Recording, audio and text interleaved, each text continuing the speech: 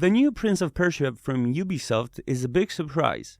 The French company gave us a Metroidvania game, which is a genre combining action with 2D platformer, including many environmental puzzles.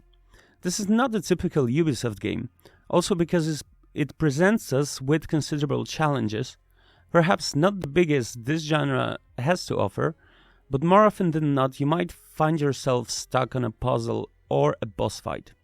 Having already finished the game, and using our guide, I've prepared a few useful tips for you to really hit the ground running in the game. So let's get started.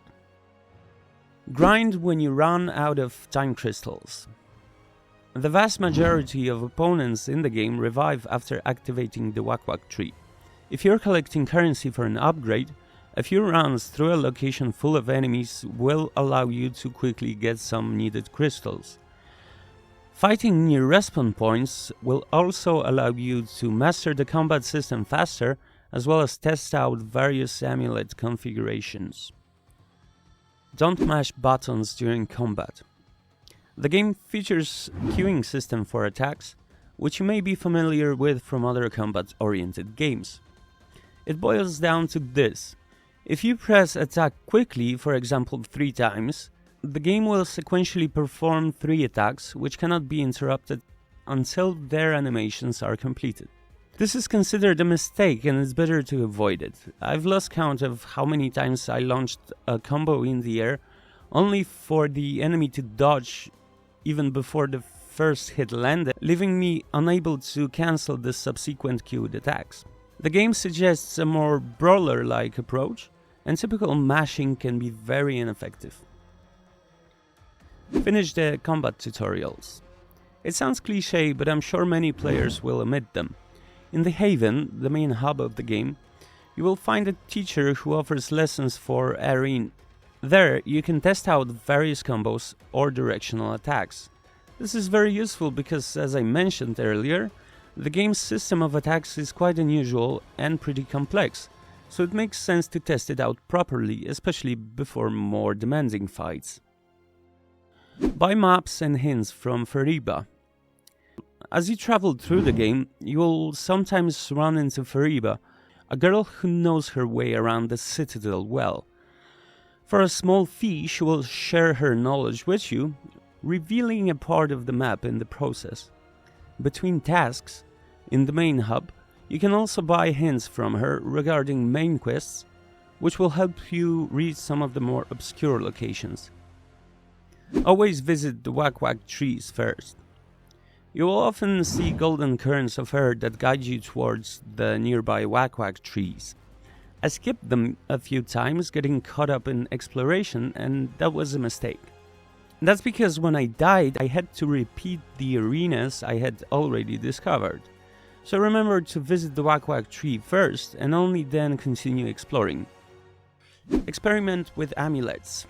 In this Prince of Persia, amulets are one of the core character development tools. Test out various arrangements of active amulets to find the perfect configuration that suits your style of play. Additional options and configurations will appear over time, with new improvements and additional amulet slots. It is also worth changing your current set of amulets from time to time, especially before fighting specific bosses. Master climbing. In order to do that, you will need to acquire the dash skill, unlocked after defeating one of the first bosses. To perform it, stick to the chosen wall and then start alternately pressing the jump and dash button while pressing the direction towards the wall.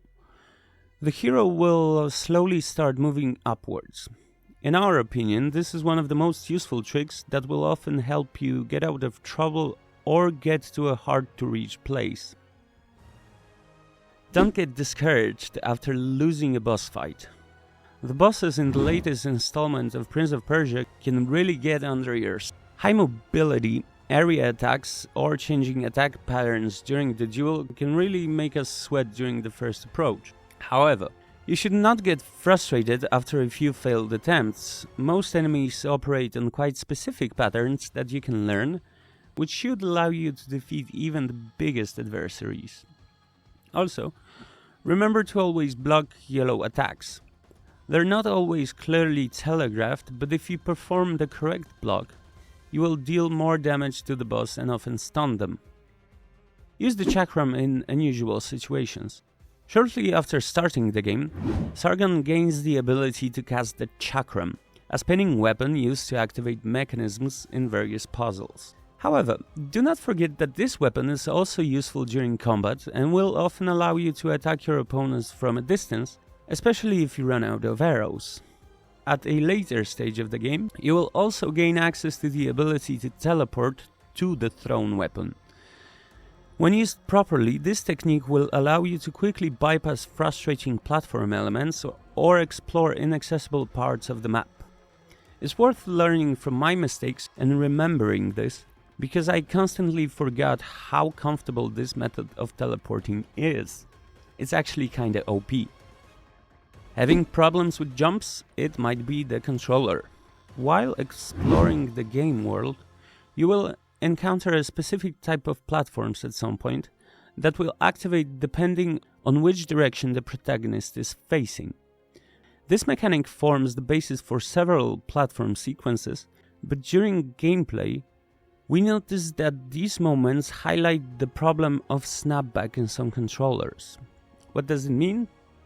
Well, it's a situation when the analog knob is tilted in one direction and upon release it sort of rebounds in the other, which the game may interpret as a command to turn the character around. So if your controller has a tendency like that, it's a good idea might be to operate the analog knob gently, calibrate the dead zone if your device supports it, or temporarily use a keyboard if you're on PC. And that's all from us. Let us know which boss gave you the hardest time and catch you soon. Also remember to smash the subscribe button.